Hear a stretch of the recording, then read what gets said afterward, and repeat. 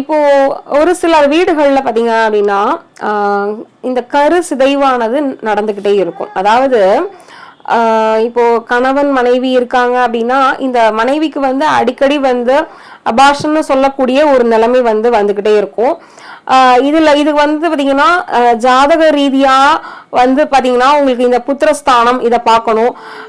இதுல வந்து மாந்தி இதோட நிலைகளை பார்க்கணும். இப்ப இந்த மாதிரியான பல விஷயங்களை ஜாதகத்துல நம்ம பார்க்கிறோம்.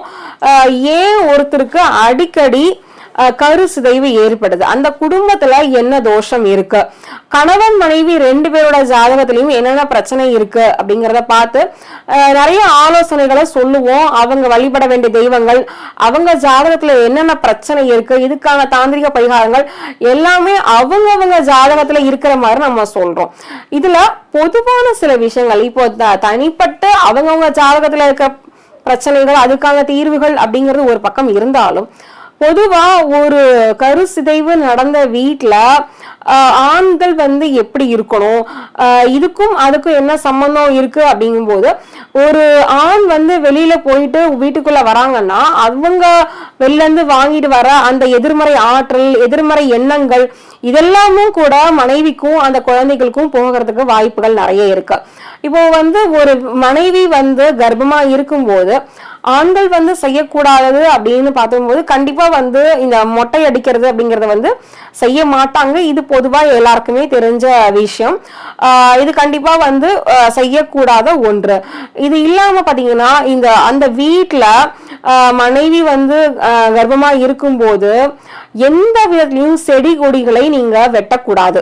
அது என்ன காரணமா இருந்தாலும் முடிந்த வரை தவிர்ப்பது நல்லது. செடி கொடிகளை பிடுங்கி எறிகிறது, மரங்களை வெட்டுறது, இந்த வேப்ப மரங்கள் மாதிரியான விருட்சங்களை வெட்டுறது, செடி கொடிகளை வந்து சரி பராமரிக்கிறோம் அப்படிங்கறதுனால முழுசா பிடுங்கி புல்ல வந்து நம்ம கொஞ்சமா கட் பண்றது வேற, முழுசா அந்த வீட்டுல இருக்கிற செடி கொடிகளை பிடுங்கி எரியறது, மரங்களை வெட்டுறது கூடவே கூடாது. இதை வந்து எந்த காரணத்தை கொண்டும் ஒரு கர்ப்பிணிகள் இருக்க வீட்டுல வந்து செய்யக்கூடாது.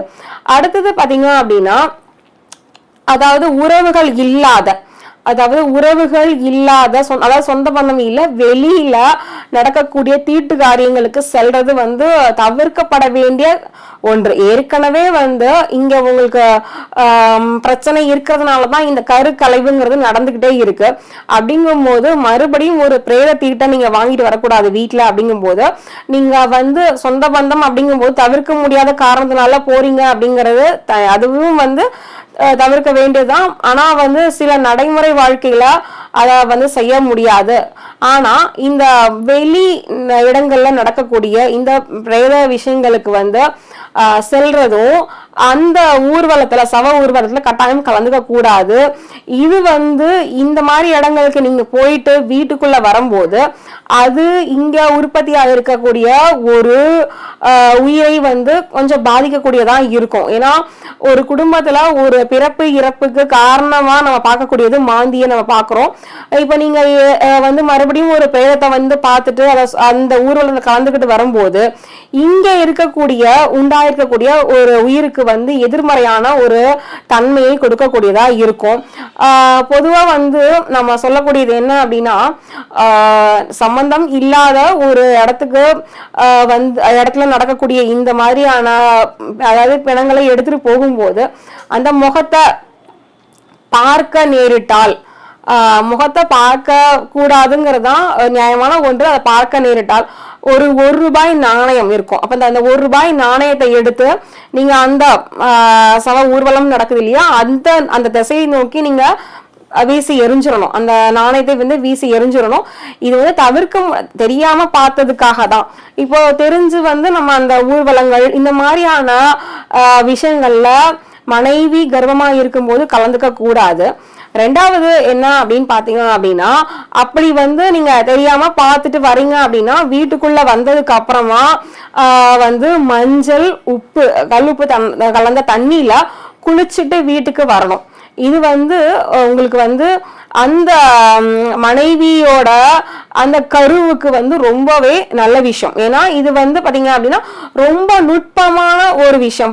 நம்ம பார்க்க போறோம் அப்படின்னா நுட்பமான விஷயம். இதுல வந்து நீங்க வந்து அதை தீட்டுன்னு பார்த்தாலும் சரி, இல்ல வந்து ஒரு நம்ம வந்து ஒரு சுத்தம் அப்படின்னு பார்த்தாலும் சரி, இது ரெண்டுத்துக்குமே பொருத்தமாகும். அப்போ குளிச்சுட்டு தான் உள்ள வரோம் தெரியாம நம்ம பார்த்தாலும் கூட சம்பந்தம் இல்லாத இந்த மாதிரியான இதுல வந்து நீங்க கலந்துக்கிறத தவிர்க்கிறது இந்த உயிர் வந்து உருவாகியிருக்க இந்த உயிருக்கு நீங்க செய்யற ஒரு நன்மையா இருக்கும். வந்து ஒரு கருசிதைவு நடந்தது அப்படின்னாவே அந்த இடத்துல வந்து என்ன பிரச்சனை இருக்கு, ஜாதகத்துல என்ன பிரச்சனை இருக்குங்கிறத நீங்க பாத்துக்கணும். பொதுவான இந்த விஷயங்களையும் நீங்க கடைபிடிக்கிறது நல்லதா இருக்கும்.